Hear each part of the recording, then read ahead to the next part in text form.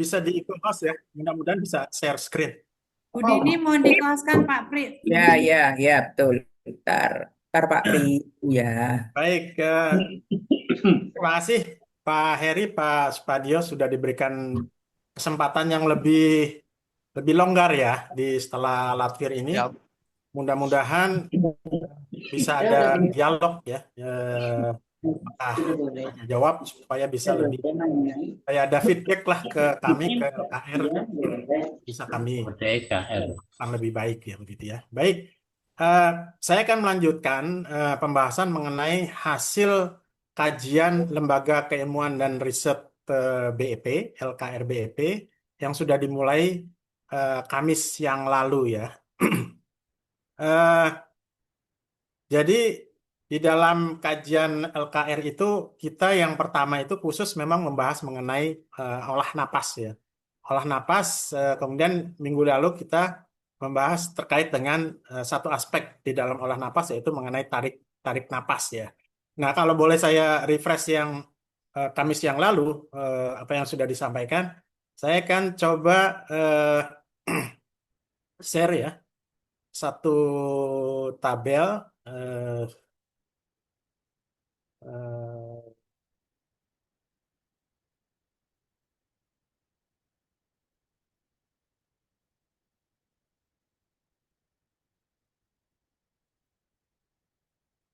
sorry, kan saya stop dulu.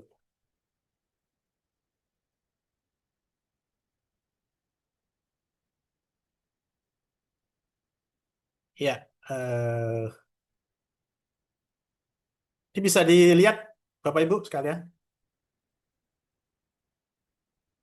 Belum ada. belum ada Pak. Ada ya? Belum ada. Belum muncul. Oke, Atau dikasih ke saya. Udah nih, udah. sudah ya. Udah. Oke.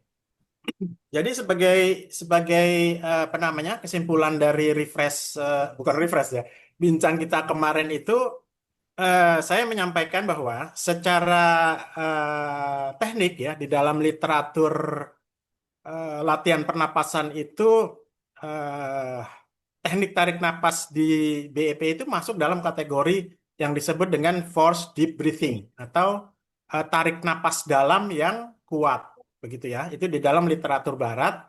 Kalau di dalam literatur yoga itu disebut dengan Bastrika Pranayama Yoga. Jadi ciri-cirinya itu antara lain adalah durasi tarik napasnya itu termasuk cepat ya, tergolong cepat kalau kita bandingkan misalnya dengan teknik yang lain di slow deep breathing atau tarik napas dalam yang lembut atau pelan. Contohnya misalnya di dalam metode 478 itu durasi tarik napas di slow deep breathing itu bisa lebih dari 4 detik bahkan bisa sampai 5, 10, 15 yang ahli itu bisa sampai 20 detik ya. Kalau saya nyamannya 15 detik masih bisa. Tapi kalau di dalam tarik napas BEP. yang FDB atau yang BP itu eh, beberapa literatur menyebutkan antara 1 sampai 2 detik, tetapi ada 1 2 literatur yang menyebutkan bisa sampai 3 sampai 4 detik. Nanti kita lihat praktek di BP itu seperti apa ya. Kemudian yang kedua, ciri-cirinya adalah dalam waktu singkat kita bisa memasukkan oksigen yang maksimum ke dalam paru-paru. Karena apa? Karena ada keterlibatan otot pernapasan yang kuat ya, antara lain otot di dada dan di otot di perut atau otot diafragma. Jadi dalam waktu singkat kita bisa memasukkan volume oksigen yang maksimum ya dibanding dengan kalau kita hanya pelan-pelan saja. Yang ketiga, ini penting, di dalam teknik tarik napas BEP itu kita mengaktifkan saraf kewaspadaan atau saraf apa namanya eh, saraf yang kita membuat kita jadi semangat ya menjadi bangkit energinya itu disebut saraf simpatik dan juga merangsang hormon-hormon kortisol dan adrenalin yang membangkitkan energi ya. Sebaliknya di dalam teknik slow deep breathing itu justru yang aktif nanti saraf parasimpatik ya, saraf rileks dan hormon-hormon yang membuat kita rileks sehingga ini nanti akan menghasilkan apa namanya relaksasi, meredakan kecemasan dan membuat kita mudah tidur. Itu kalau slow ya. Tapi kalau di BEP ini nanti tujuan akhirnya adalah membangkitkan semangat dan membangkitkan percepatan atau produksi energi. Jadi sangat-sangat berbeda ya. Baik, itu secara ringkas ya apa yang kita sampaikan. Nah, kemudian dalam praktek di mana nih durasi tarik napas di BEP? Apakah sesuai dengan literatur di dalam apa namanya yang kita pelajari? Nah, di dalam praktek kita lihat ternyata memang tarik napas di BEP ini respondennya pelatih dan non pelatih yang jumlahnya sekitar 100 orang ya. Dan ulangan apa namanya pengukuran durasinya itu lebih dari 200 kali. Jadi tidak main-main ini pengukurannya ya. Nah, data menunjukkan bahwa memang durasi tarik napas kita itu untuk BEP memang di bawah 3 detik ya. Ini di sini yang terlama terpanjang misalnya bisa kita lihat pada durasi tarik napas pelatih di G3 ya, di G3 itu 2,9, di G2 2,8 ya. Itu rata-rata yang tertinggi. Sementara yang terendah itu bisa mencapai hanya 0,6 detik. Ini kelompok responden non pelatih untuk gerakan satu ya, untuk gerakan satu. Jadi sangat cepat itu. 0,6 detik kan cepat ya. Nah, itu di durasi terpendek di non pelatih. Jadi kalau kita lihat data ini memang rata-rata durasi tarik napasnya pelatih itu lebih panjang daripada non pelatih. Nah, ini menunjukkan bahwa memang untuk durasi tarik napas itu ada hubungannya dengan keterampilan atau keterlatihan. Semakin kita latihan lebih banyak ya, lebih bagus, maka akan semakin panjang durasi tarik nafas yang bisa kita lakukan. Nah, ini terbukti bahwa pelatih durasinya lebih panjang daripada non pelatih yang kita anggap mungkin kurang intensif di dalam latihan ya. Jadi sekali lagi ini hanya memberikan gambaran bahwa praktek yang kita lakukan itu sudah sesuai atau memang seperti yang digambarkan di dalam literatur mengenai pernapasan. Jadi cukup singkat ya. Tetapi yang ingin saya sampaikan dengan data ini bahwa durasi tarik napas itu nanti berhubungan dengan volume oksigen yang bisa kita tarik. Jadi semakin panjang itu akan semakin bagus karena akan memasukkan volume oksigen yang baik. Nah, kalau ternyata di data ini menunjukkan bahwa tarik napasnya masih di bawah 1 detik, maka ini PR buat kita para pelatih untuk terus melatih anggota kita supaya durasi tarik napasnya harus diperpanjang, ya, harus diperlama. Itu yang pertama mengenai ciri durasinya. Nah, yang kedua, selain durasi, ciri khas di tarik napas yang kuat, tarik napas dalam yang kuat itu adalah intensitas tarik napasnya, ya, intensitas tarik napasnya. Nah, pedoman kita apa di BEP itu ada di dalam video-video guru besar dan buku-buku BEP seperti TOB dan TEIB, ya. Saya kasih contoh misalnya ada pedoman yang narasinya kira-kira begini. Tarik napas melalui hidung dengan kuat, semakin keras bunyinya, semakin bagus. Nah, ya, ini kita sudah hafal. Kemudian di dalam buku TEIB di halaman 4142 itu dijelaskan lagi bahwa tarik napas harus terdengar kawan kita, ya. Apakah kawan kita yang dekat atau jauh nanti kita akan bahas lebih lanjut. Nah, selain itu pedomannya lagi adalah ada kalimat di dalam buku TEIB halaman 51 itu disebutkan semakin keras bunyinya semakin bagus, tapi jangan dipaksakan, ya, jangan dipaksakan, ditulis sebatas nyaman. Nah, pertanyaannya sebatas apa atau seberapa kuat kita harus menarik ke napas dalam latihan kita. Nah, kalau kita lihat dari pedomannya, maka kira-kira ya, kalau saya apa namanya terjemahkan bahwa kita tarik napas harus kuat sampai terdengar bunyinya, tetapi jangan berlebih, jangan terlalu kuat. Nah, ternyata ya pedoman yang sederhana ini Kalau kita bahas atau kita cari literaturnya, itu sesuai dengan hasil-hasil penelitian. Jadi penelitian itu menunjukkan begini, ada hubungan antara intensitas tarik napas dengan produksi molekul gas nitrik oxide, ya. Jadi ada hubungan antara intensitas tarik napas dengan level produksi gas molekul gas nitrik oxide. Kita tahu bahwa molekul gas nitrik oxide itu sangat-sangat bermanfaat yang berfungsi sebagai bronkodilator dan vasodilator seperti obat-obatan di dalam asma. Nah, makanya banyak orang yang menderita asma ini bisa sembuh melalui BEP, antara lain melalui tarik napasnya ini. Nah, bronkodilator dan vasodilator ini fungsinya adalah merelaksasi dan melebarkan pembuluh darah, terutama di saluran pernapasan. Jadi hubungannya semakin kuat tarik napas, maka akan semakin tinggi level produksi gas NO. Tetapi di dalam literatur menyebutkan kalau terlalu keras, terlalu tinggi, bahkan akan menyebabkan adanya disfungsi sel endotel yang menyebabkan penurunan produksi NO.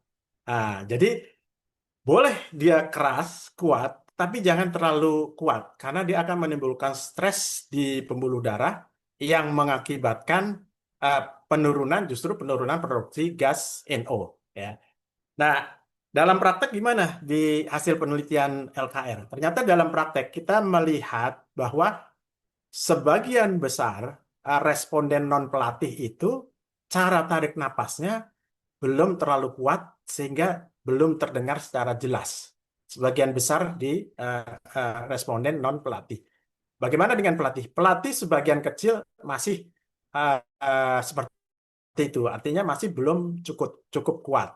Nah, kenapa kita perlu memperhatikan tarik napas ini? Karena nanti seperti saya sebutkan, karena kalau tarik napas kita tidak benar, artinya durasinya tidak cukup, kemudian intensitas tarikan napasnya tidak cukup, maka kita tidak akan memperoleh manfaat maksimum dari tarik napas. Nah, apa manfaat maksimum dari tarik napas yang benar itu? Satu, dia bisa memasukkan eh, oksigen ya di dalam waktu singkat semaksimum mungkin di dalam paru-paru. Yang kedua, dia bisa mengaktifkan saraf simpatik ya, hormon-hormon pembangkit energi yang maksimum sehingga kita akan lebih bersemangat dan lebih berenergi.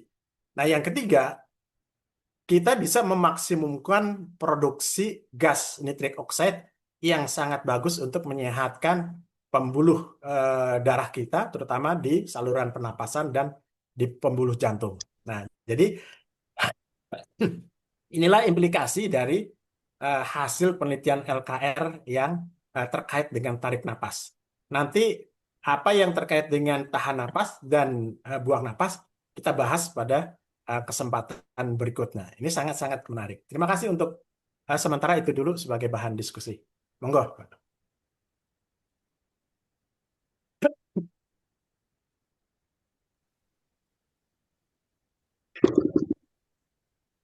Silakan kalau ingin didiskusikan. Mohon izin saya.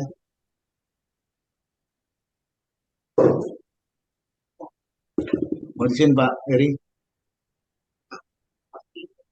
Pak Pri. Monggo, monggo. Sungguh-sungguh sangat kita perlu bersyukur bahwa sudah kita mulai dan ada ruang yang sangat luar biasa untuk dimanfaatkan. Seluruh peserta kita itu mengikuti bahwa sudah dimulai, bahwa ada lembaga yang kita berikan kepercayaan penuh untuk bagaimana menguliti dan mendalami BIP itu dari segi keilmuan. Dan kita sudah merasakan di awal saja sudah sangat kita rasakan bahwa ternyata Pak Ariangga itu memang sangat luar biasa di dalam rangka menuangkan walaupun sifatnya masih serba kualitatif dan pelan-pelan kita mudah-mudahan akan bisa dikuantify oleh teman-teman dari lembaga research Dan ini perlu sangat kita syukuri ya. Namun saya mohon supaya juga perlu bijak dan hati-hati ya. Karena ini kita itu sedang dalam perjalanan proses untuk menuju ke sesuatu yang sangat bisa diilmiahkan dengan dan selanjutnya bisa dibahasa awamkan, ilmiah yang dibahasa awamkan, dan kita perlu hati-hati untuk tidak saling membenturkan satu dengan yang lain karena ini sesuatu proses ya. Seperti kita kita mencoba-coba dan mengenal dan kemudian sudah disosialisasikan dalam konteks penerasan 478. Jadi kalau menurut saya perlu ada sesuatu yang cukup bijak sehingga peserta tidak dibikin bingung karena secara berseloroh kemarin kita juga mengalami hal yang simple. Ternyata kalau positive thinking itu menyebut sebagai dinamika, sangat dinamis ya. Waktu di Jakarta Timur itu sangat dinamis perubahan-perubahannya. Tadinya sudah diizinkan, ternyata izinnya dikeluarkan dua unit yang berbeda pada saat yang sama sehingga seolah-olah berbenturan.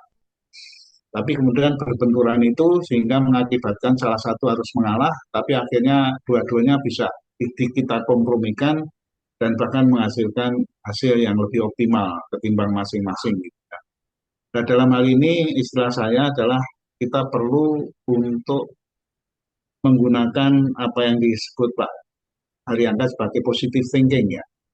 Positive thinking sehingga kita secara pelan-pelan tapi pasti jadi untuk menuju ke sesuatu yang memang seharusnya itu. Tapi tidak perlu harus kita jadi saya teruskan sedikit tadi dinamika ya, dinamis gitu ya.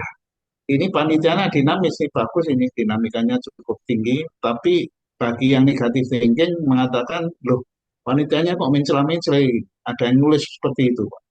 Jadi oleh karena itu pengalaman saya seperti itu, mudah-mudahan kita perlu hati-hati, jangan sampai, ya itu normal-normal saja, karena di dunia itu selalu seimbang lah, tidak pernah sesuatu itu tidak seimbang, karena Allah menciptakan alam semesta itu dengan salah satu prinsip adalah keseimbangan.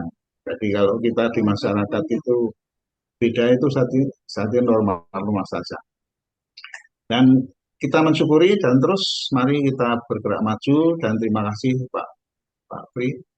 Dan semakin saya paham bagaimana kita melakukan, makanya kita menggunakan bahasa-bahasa awam tadi. Jadi memang beliau sangat menggarisbawahi bahwa BIP itu tidak boleh mengharuskan, tidak boleh memaksa, dan tidak boleh melampaui sesuatu yang batas ya. Terlalu itu seyogianya jangan dilakukan karena terlalu banyak kurang baik, terlalu. Jadi beliau itu adalah sangat moderat dan sangat humble gitu ya. Kira-kira saya ingin menambahkan itu saja. Terima kasih Pak Pri, monggo yang lain-lain mudah-mudahan bisa memberikan masukan.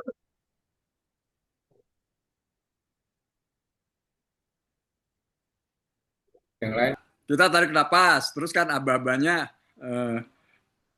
tegak, menunjukkan perut. Nah, itu menunjukkan perut itu waktu kapan itu yang benar lah. Ya. Baik, saya tangkap Pak Tantro ya. Ini mungkin mewakili banyak pertanyaan teman-teman ya mengenai teknik tarik napas, kemudian tahan ya. Pertama ditahan. Ini banyak yang menanyakan dan sebetulnya secara teknik ya kita kan menggunakan teknik diafragma ya, teknik napas perut ya. Jadi teknik napas perut itu terjadi begitu kita tarik napas, itu sudah ada penekanan kepada otot diafragma, gitu ya, otot diafragma, sehingga otomatis begitu kita mulai tarik ya, itu perut sebenarnya sudah mengembung, gitu, secara otomatis ya, secara teknik. Nah, aba-aba kembungan perut itu maknanya saya artikan sebagai itu harus dikunci. Kalau di dalam bahasa latihan pernapasan itu artinya dikunci ya, sehingga perut itu dikembungkan secara keras, itu napas akan tertahan di dalam, sebenarnya tertahannya di paru-paru, tetapi sensasinya seperti ada di perut ya, karena kita menekan otot diafragma ke bawah sekuat mungkin. Jadi secara teknik sebetulnya perut kembung itu sudah terjadi ketika kita tarik napas. Itu perut kembung. Itu teknik napas perut atau diafragma. Sebaliknya begitu kita buang, itu otomatis kan kempes. Begitu kita tarik, otomatis perut kembung. Nah, aba-aba kembungkan perut itu sebenarnya sebagai pengingat saja bahwa kita harus mengencangkan perut. Menurut saya ya. Kira-kira begitu Pak Tonton. Baik, itu untuk ketiga gerakan itu ya, berarti Ya. ya. Memang Ya, dari pemanasan. relatif untuk gerakan 2-3 itu waktu kita dari nunduk menarik, kita nunduk terus tarik itu kan itu relatif ya, lebih otomatis itu perut mengembung, termasuk gerakan ketiga. Ya. Waktu tangan lurus dari bawah ke atas itu langsung gembung. Betul. Itu gerakan pertama itu kayaknya kita harus secara sadar menekan otot diafragma tadi sehingga perutnya juga efektif menggembungnya. Betul. Itu yang saya cermati, merasakan gerakan-gerakan itu. Ya saya kira seperti yang Bapak sampaikan lah. Saya kira itu aja. Cocok ya. Oke. Ya. Cocok. Terima Enggak, kasih. saya mohon izin memberi ilustrasi ya, karena saya sempat 16 bulan ya sering bertemu dengan beliau itu. Jadi beliau itu menggunakan bahasa-bahasa betul-betul bahasa-bahasa awam. Beliau mengatakan bahwa sebenarnya latihan olah nafas itu mengadopsi pernafasan kita yang sebenarnya orisinil. Kita disuruh melihat bayi waktu itu beliau mengatakan tolong lihat bayi. Kalau bayi bernafas itu sebenarnya otomatis begitu tarik nafas perutnya kembung karena bayi kalau bernafas itu tarik buang, tarik buang. Itu otomatis perutnya akan begini. Dan juga disuruh mencoba dirinya sendiri kalau kita sedang tiduran atau tidur gitu ya. Kalau bernafas itu pegang aja tanpa mikir apa-apa. Otomatis kalau kita tarik nafas itu kembung, buang nafas itu begini. Itu sekedar ilustrasi aja. Dan oleh karena itu beliau dalam pengalaman dan saya mengalami pada saat beliau melatih itu tidak cerita apa-apa, cuman setelah kita tahan nafas, beliau menanya siapa yang waktu tahan nafas perutnya kempes, ngacung. Tapi kita tidak tahu maksudnya apa ya karena kita baru ikut. Ternyata kurang lebih 50% dan terutama didominasi oleh ibu-ibu pada saat tahan nafas itu ternyata perutnya kempes. Dan itu pertanyaan itu diulang sehingga atau akhirnya ini karena waktu saya mengalami ya, mungkin itu Pak Harian kan sudah sangat berpengalaman sebelumnya, cuman untuk melatih kita untuk melakukan itu ya. Sehingga beliau terus kemudian menjelaskan dan kemudian muncullah aba-aba itu karena beliau mengatakan dulu waktu awal-awal dia mengatakan setelah dia mencoba mengelaborasi berarti perlu dikasih aba-aba untuk mengembungkan perut. Nah, waktu saya praktekkan ternyata diprotes. Pak, saya waktu tahan nafas perut saya juga kembung, kok disuruh ngembungkan lagi gimana Pak? Gitu. Sehingga oleh karena itu perlu kita juga mewaspadai kalau ini diterapkan langsung siap-siap untuk ada pertanyaan itu. Jadi waktu tarik, tegak, kembungkan perut, tunduk. Ada yang protes, Pak, saya sudah kembung perutnya, kenapa harus disuruh kembung? Gitu.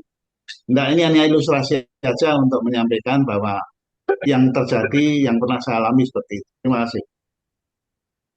Mungkin nyambung dari Pak Dio ya. Jadi ciri-ciri napas perut itu memang begitu. Begitu kita tarik napas, itu yang bergerak ya, terutama adalah perut ya, perut.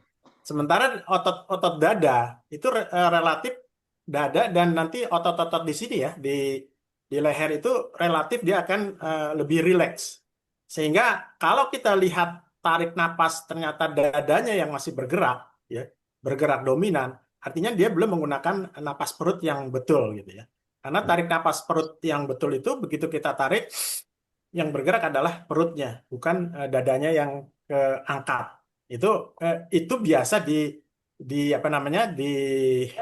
dijelaskan oleh olahraga pernapasan yang menggunakan teknik napas perut ya. Itu udah biasa teknik itu ya. Jadi bukan dadanya yang angkat ke atas, tapi justru perutnya yang akan mengembung ke depan. Mulai dari saat tarik nafas. Jadi itu nyambung dari yang dijelaskan oleh Pak Dio, saya pikir. Terima kasih. Satu lagi Pak Pri, Makan dulu kan sulit banget. teknik untuk bisa Bapak bisa tadi tarik napasnya sampai 15 detik ya Pak ya? Ya, Itu bagaimana caranya Pak? nah, ya makanya saya membandingkan dengan dua teknik ya, yang dalam dan kuat, dalam dan lembut, pelan. Jadi kalau yang BIP itu kan dia kuat, itu otomatis dia akan singkat. Tapi kalau kita slow di breathing, saya kasih contoh nih ya, saya kempeskan dulu perut, kemudian saya aba-aba tarik.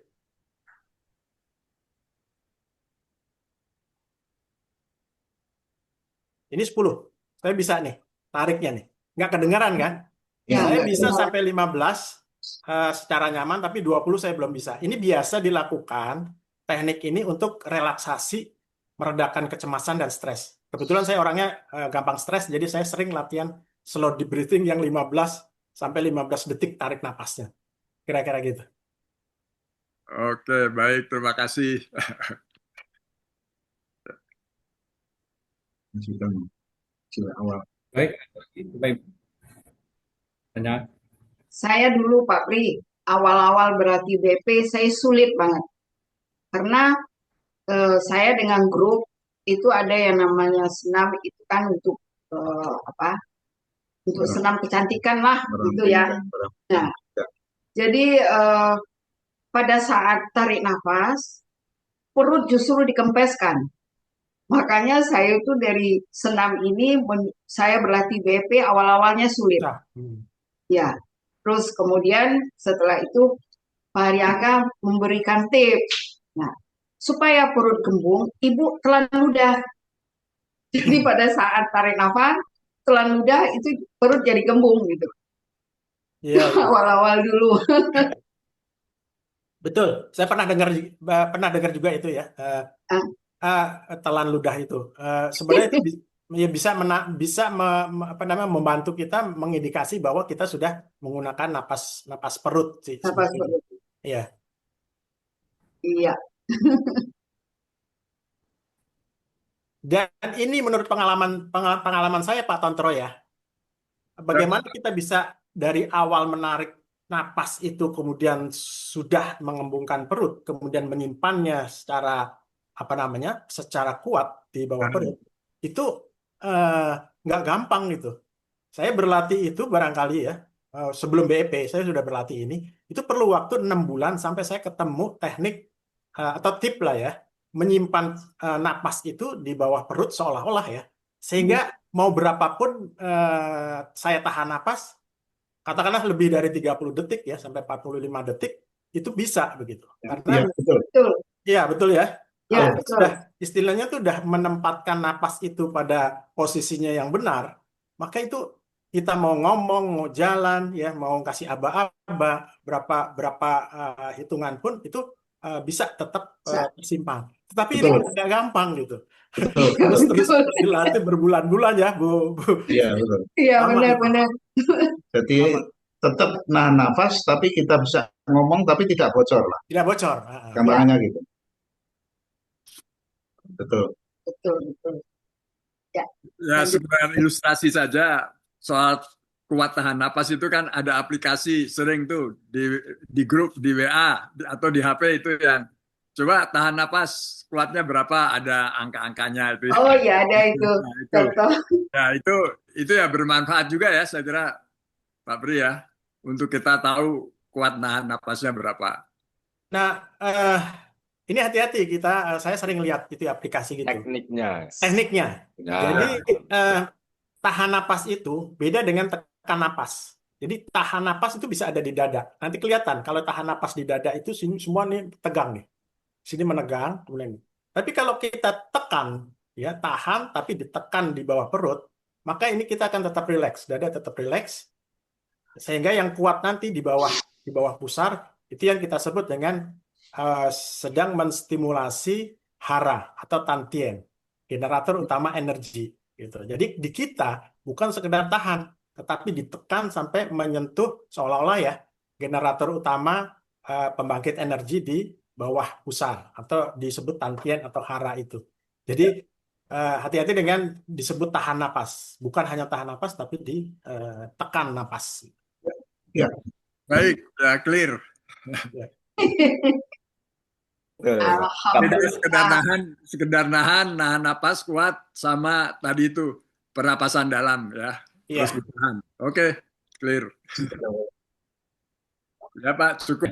betul. Belum semua mengepiskan perutnya. Iya. Jadi satu tekniknya adalah benar-benar dikempeskan perutnya, kemudian dibuang secara panjang begitu ya.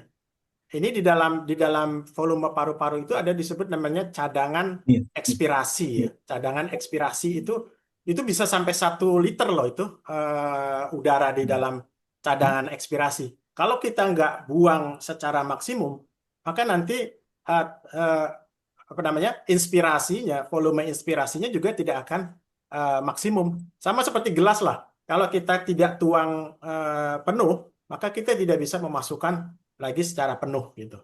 Itu namanya di dalam paru-paru adalah cadangan ekspirasi. Harus kita buang secara maksimum sehingga bisa inspirasinya juga bisa maksimum. Benar Pak Kelly. Makasih Bang Yana.